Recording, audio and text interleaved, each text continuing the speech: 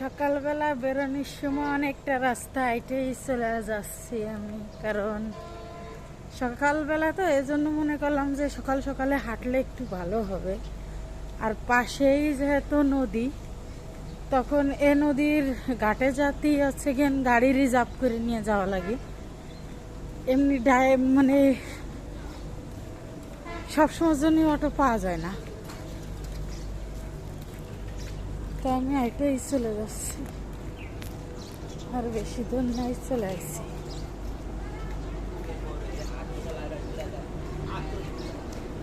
সামনে আছে rail line.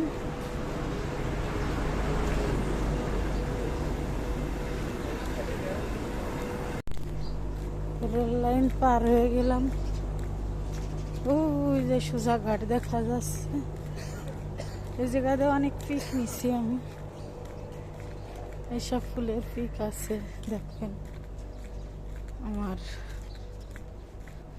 বাড়ি।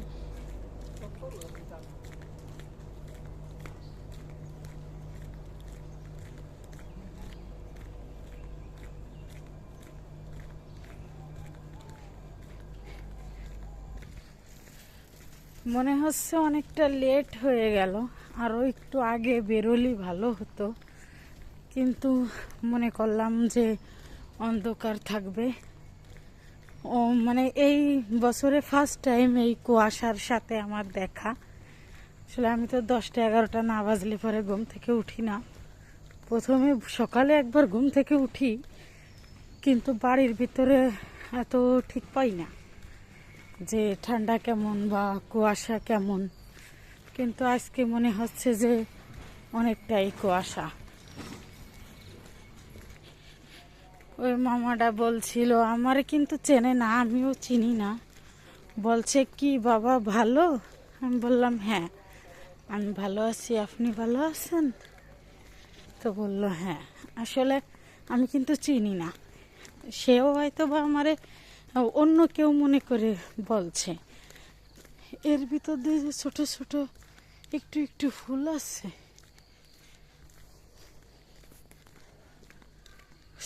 চলে আসছি ঘাটে। আর কুয়াশার দেখা হবে কিনা জানি না, তবে ইচ্ছা আছে একদিন ভোরে ভোরে না খেতে যাব, ওই রস, খেজুরের রস। অনেক মহিলাদেরও দেখছি যে উঠে বসে আছে, ঠিক আছে, কিন্তু আমি উঠি না।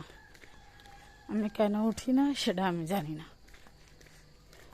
আমার কেমন যেন ঘরের ভিতরে থাকতে বেশি ভালো লাগে, বাইরে ঘোরাফেরা করতে বেশি ভালো লাগে না। তারপরেও যেটুকু আমি ঘুরি অনেকটা জোর করে ঘুরি, কেমন যেন আমার ঘরের ভিতর থাকতে থাকতে একটা অভ্যাস হয়ে গেছে।